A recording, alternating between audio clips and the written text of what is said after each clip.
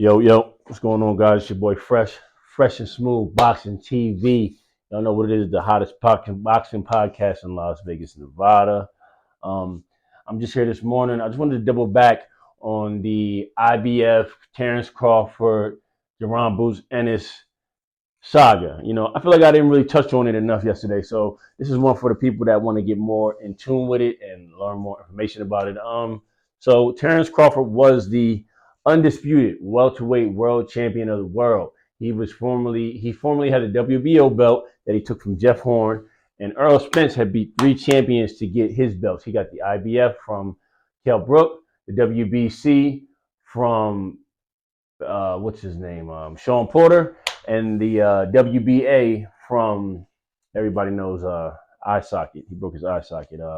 Yordenis Ugas. So he got the three belts from him. Then they fought, and in the meantime, Jaron Ennis was Earl Spence mandatory, but since the fight was so big and so wanted by the world, they made that fight happen between Terrance Crawford and Earl Spence Jr.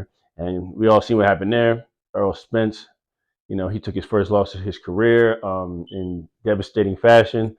I'm still heartbroken about it, but nonetheless, now Terrance Crawford is, full champion, has all the belts, and the IBF. I guess they're not playing no more games. And I say that to say this because they did that in good reason because it freed up the belts because Terrance Crawford seemed like he didn't want to fight there no more. It seemed like he was going up. I didn't know what he was doing because he had Earl saying he had a rematch him at 147. So I'm thinking he's going to stay. I don't know if he's going to go. We don't know what's going on.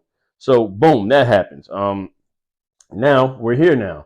IBF strips Terrance Crawford, makes Jaron Ennis the full champion from interim champion. So now he has the belt. And that's good for boxing because it frees up, it makes these other fighters will have to fight. Stanionis was supposed to fight what's this guy's name? He's supposed to fight. Give me a second.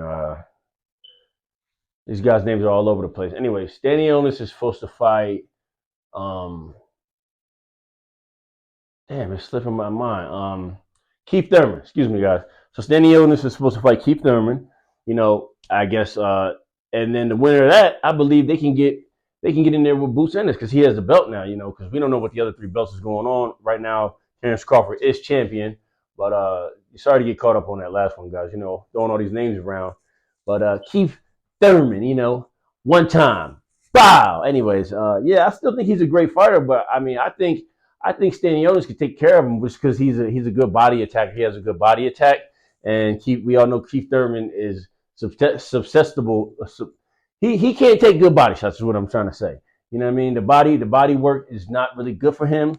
He does not like getting hit to the body, and it's very seen. He already got beat up by old Pacquiao, and Stanionis is a young and upcoming champion. So I'm gonna leave that right there. And then and Boots Ennis is a very avoided fighter. So now that he has a belt, you have to go through him. You got to see him. And if Terrance Crawford doesn't decide to go up, I would love to see that matchup. Both switch hitters. And I just think that Boots Ennis, besides the ring IQ, Boots Ennis has more. I don't know. Besides the ring IQ and power, Boots Ennis is more of a unorthodox fighter. A freestyle fighter. He switches in between rounds. It's great. He's great for boxing. I've never seen nothing like it. To me, even Floyd Mayweather said that motherfucker fight his ass off. Leonard Elvey, rephrased Mayweather's comment on Boots Ennis. So, in one of the interviews I've seen. But anyway, guys, yeah.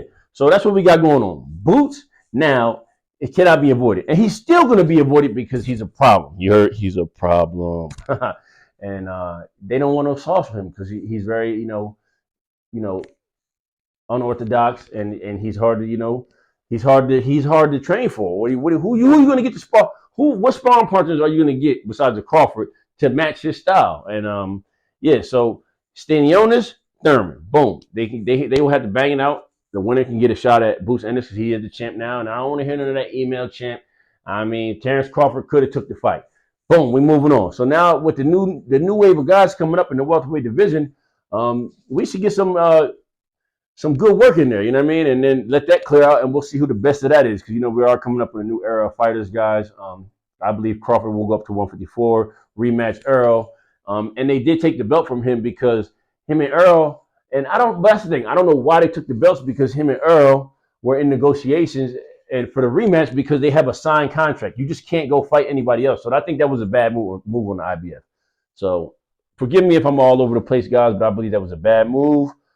Because he's still in negotiations with Earl and he have a contract signed, he could take him to court. He could sue him for shit like that.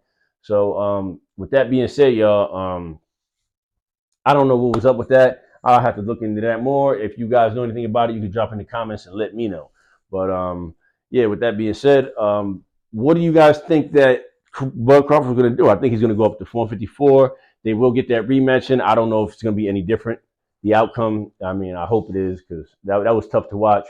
But then after that, say he fights Earl, he beats Earl, or he loses to Earl. That's a trilogy. Say he beats Earl, then they have to he can go anything goes there. You know, he already said he called Charlo a cub, Jermell Charlo a cub, and he doesn't really want to see him. But say that Charlo and Tim Tszyu fight, and Tim Tszyu wins, he can go for undisputed at 154, 3-time undisputed champion.